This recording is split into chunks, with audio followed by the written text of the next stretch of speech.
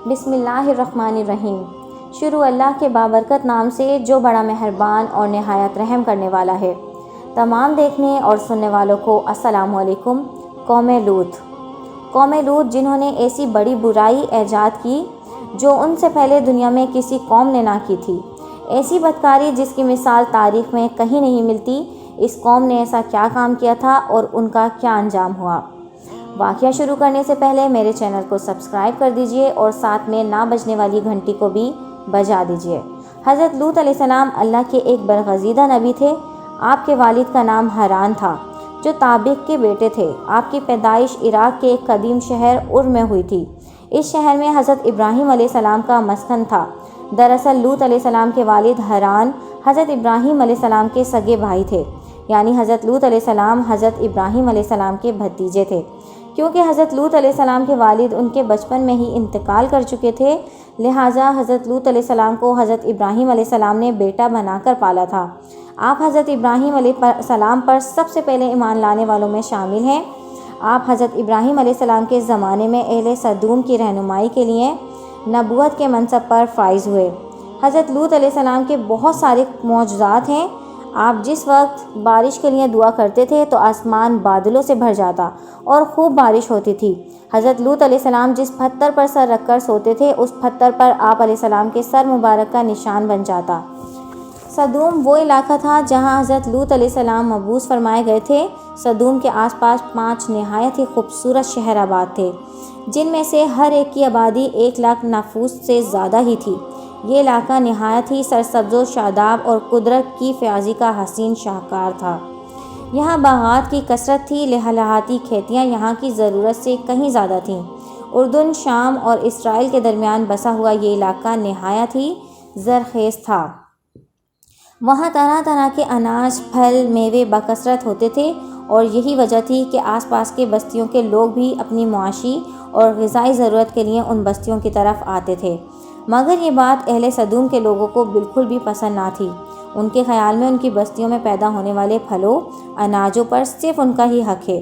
وہ نہیں چاہتے تھے کہ دوسری بستیوں کے لوگ ان کے علاقوں میں آئیں، اور ایک دن سدوم کے لوگ اس بات پر غور و فکر کر رہے تھے کہ باہر سے آنے والے لوگوں کو یہاں آنے سے کیسے روکا جائے کہ ابلیس ایک بزرگ کی شکل میں ان کی محفل میں آیا اور کہا، اگر تم ان سے پیچھا چھڑانا چاہتے ہو تو میرے کہنے پر عمل کرو۔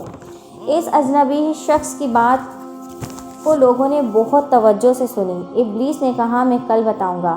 دوسرے دن ابلیس ایک خوبصورت جوان لڑکے کے بھیس میں آیا اور انہوں نے اپنی عورتوں کے بجائے مردوں کے ساتھ پہلے بد کرنا سکھایا۔ ابلیس نے کہا، اگر تم بستیوں کے لوگوں سے نجات چاہتے ہو تو تمہاری بستی میں آ جائے تو ایسا کرو کہ جب بھی کوئی شخص تمہارے علاقے میں آئے تو تم لوگ زبردستی اس کے ساتھ اپنی خواہش پوری کرو۔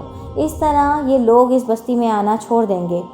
اپنی نفسانی خواہشات کے لیے مردوں سے بدفعلی اس قوم کا دستور بن گیا تھا۔ یہاں بے حیائی عام ہو گئی تھی۔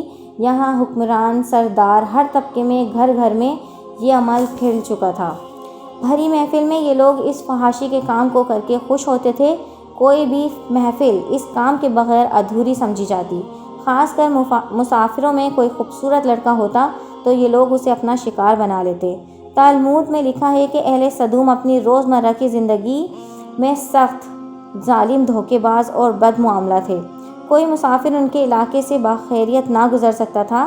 کوئی غریب ان کی بستیوں سے روٹی کا ایک ٹکڑا نہ پا سکتا تھا۔ بارہا ایسا ہوتا تھا کہ باہر کا آدمی ان کے علاقے میں پہنچ کر فاقوں سے مر جاتا اور یہ لوگ اس کے کپڑے اتار کر اس کی لاش کو برہنہ دفن کر دیتے۔ اپنی وادی کو انہوں نے ایک باغ بنا رکھا تھا جس کا سلسلہ میلوں تک پھیلا ہوا تھا۔ اس باغ میں وہ انتہائی بے حیائی کے ساتھ اعلانیہ بدکاریاں کرتے تھے۔ حضرت لوط علیہ السلام نے انہیں توحید کی دعوت دی اور بدکاری کے اس گھنونے عمل سے توبہ کرنے کا حکم دیا۔ حضرت لوط علیہ السلام نے کہا کہ تم یہ بے حیائی کیوں کرتے ہو؟ کیا تم عورتوں کو چھوڑ کر لذت حاصل کرنے کے لیے مرد کی طرف مائل ہوتے ہو؟ تو حقیقت یہ ہے کہ تم احمق لوگ ہو۔ حضرت لوط علیہ السلام اہل سدوم کو دن رات واضح نصیحت کیا کرتے، لیکن قوم پر اس کا کوئی اثر نہ ہوا، بلکہ وہ بہت فخریہ انداز میں یہ کام کرتے تھے۔ انہیں حضرت لوط علیہ السلام کا سمجھانا بھی برا لگتا تھا، لہٰذا انہوں نے صاف صاف کہہ دیا کہ اگر تم ہمیں اسی طرح برا کہتے رہے اور ہمارے کاموں میں مداخلت کرتے رہے تو ہم تمہیں اپنے شہر سے نکال دیں گے۔ حضرت لوط علیہ السلام نے نصیحت اور تبلیغ کا سلسلہ جاری رکھا، لہٰذا ایک دن اہل سدوم نے خود ہی عذاب الہی کا مطالبہ کر دیا۔ اللہ تعالیٰ نے ان کے اس بدترین فحاشی اور بدکاری کے باوجود ڈھیل دے رکھی تھی، لیکن جب انہوں نے حضرت لوط علیہ السلام سے ایک دن کہا کہ اگر تم سچے ہو تو ہم پر عذاب لے آؤ، تو لہٰذا ان پر عذاب الہی کا فیصلہ ہو گیا۔ اللہ تعالیٰ نے اپنے خاص فرشتوں کو دنیا کی طرف روانہ کیا۔ یہ فرشتے دراصل حضرت جبرائیل علیہ السلام، حضرت میکائیل علیہ السلام اور حضرت اسرافیل علیہ السلام تھے۔ یہ فرشتے حضرت لوط علیہ السلام کے گھر تشریف لے آئے۔ حضرت لوط علیہ السلام نے جب ان خوبصورت نوعمر لڑکوں کو دیکھا تو سخت گھبراہٹ اور پریشانی میں مبتلا ہو گئے۔ انہیں یہ خطرہ محسوس ہوا کہ ان کی قوم کے لوگ انہیں دیکھ لیا تو انہوں نے نہ جانے ان کے ساتھ کیا سلوک کریں گے۔ حضرت لوط علیہ السلام کی بیوی کا نام وائلہ تھا۔ اس نے آپ پر ایمان نہ لایا تھا، وہ دراصل منافقہ تھی، وہ کافروں کے ساتھ تھی، لہٰذا اس نے جا کر اہل سدوم کو یہ خبر دے دی کہ حضرت لوط علیہ السلام کے گھر 3 نوجوان لڑکے مہمان ٹھہرے ہوئے ہیں۔ یہ سن کر بستی والے دوڑتے ہوئے حضرت لوط علیہ السلام کے گھر پہنچے۔ حضرت لوط علیہ السلام نے کہا کہ یہ جو میری قوم کی لڑکیاں ہیں یہ تمہارے لیے جائز اور پاک ہیں، اللہ سے ڈرو اور مجھے اور میرے مہمانوں کے سامنے رسوا نہ کرو۔ کیا تم میں سے کوئی بھی شائستہ آدمی نہیں؟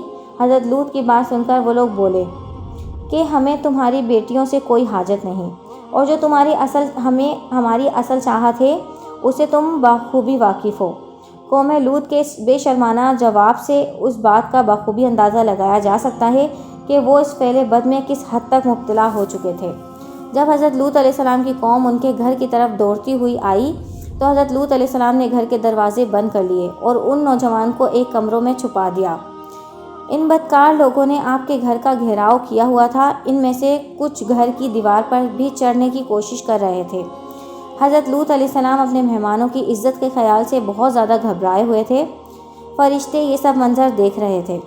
جب انہوں نے حضرت لوط علیہ السلام کی بے بسی اور پریشانی کا یہ عالم دیکھا تو حقیقت سے پردہ اٹھاتے ہوئے یوں فرمایا، اے لوط، ہم تمہارے رب کے بھیجے ہوئے فرشتے ہیں، یہ لوگ ہرگز تم تک نہیں پہنچ سکیں گے، ابھی رات باقی ہے، تو تم اپنے گھر والوں کو لے کر چل دو اور تم میں سے کوئی شخص پیچھے مڑ کر نہ دیکھے۔ اہل سدوم حضرت لوط علیہ السلام کے گھر کا دروازہ توڑنے پر بازد تھے، لہٰذا حضرت جبرائیل علیہ السلام نے گھر سے باہر نکل کر اپنے پر کا ایک کونا انہیں مارا، جس سے ان سب کی آنکھوں کے ڈیلے باہر آ گئے اور بصارت زائل ہو گئی۔ یہ خاص عذاب ان لوگوں کو پہنچا جو حضرت لوط علیہ السلام کے پاس بدنیتی سے آئے تھے۔ حضرت لوط علیہ السلام حال جان کر مطمئن ہو گئے اور اپنے گھر والوں کے ساتھ ہی رات کو ہی نکل کھڑے ہوئے۔ بیوی بھی ان کے ساتھ ہی تھی، لیکن کچھ دور جا کر وہ واپس اپنے قوم کی طرف پلٹ گئی اور قوم کے ساتھ جہنم رسید ہو گئی۔ صبح کا آغاز ہوا تو اللہ کے حکم سے حضرت جبرائیل علیہ السلام نے بستی کو اپنے پر سے اکھاڑ دیا اور پھر اپنے بازو پر رکھ کر آسمان پر چڑھ گئے، یہاں تک کہ آسمان والوں نے بستی کے کتے بھونکنے اور مرغوں کے بولنے کی آوازیں سنی، اور پھر اس بستی کو زمین پر دے مارا، جس کے بعد ان پر پتھروں کی بارش ہوئی۔ ہر پتھر پر مرنے والوں کا نام لکھا ہوا تھا۔ جب یہ پتھر ان کو لگتے تو سر پاش ہو جاتے۔ صبح سویرے شروع ہونے والا یہ عذاب اشراق تک پوری بستی کو نیست و نابود کر چکا تھا۔ قوم لوط کی ان خوبصورت بستیوں کو اللہ تعالیٰ نے نہایت ہی بدبودار اور سیاہ جھیل میں تبدیل کر دیا تھا، جس کے پانی سے رہتی دنیا تک کوئی فائدہ نہیں اٹھایا جا سکتا۔ سمندر کے اس خاص حصے کو کوئی جاندار، مچھلی، مینڈک وغیرہ زندہ نہیں رہ سکتے، اس لیے اسے ڈیڈ سی یعنی بحر مردار کہا جاتا ہے، جو اسرائیل اور اردن کے درمیان واقع ہے۔ ماہرین آثار قدیمہ نے 10 سالوں تحقیق اور جستجو کے بعد اس تباہ شدہ شہر کو دریافت کیا تھا۔ تحقیقات سے پتہ چلتا ہے کہ اس شہر میں زندگی بالکل ختم ہو چکی ہے۔ اس شہر کے راستے اور کھنڈرات دیکھ کر آرکیولوجسٹ نے یہ اندازہ لگایا کہ اس وقت یہ شہر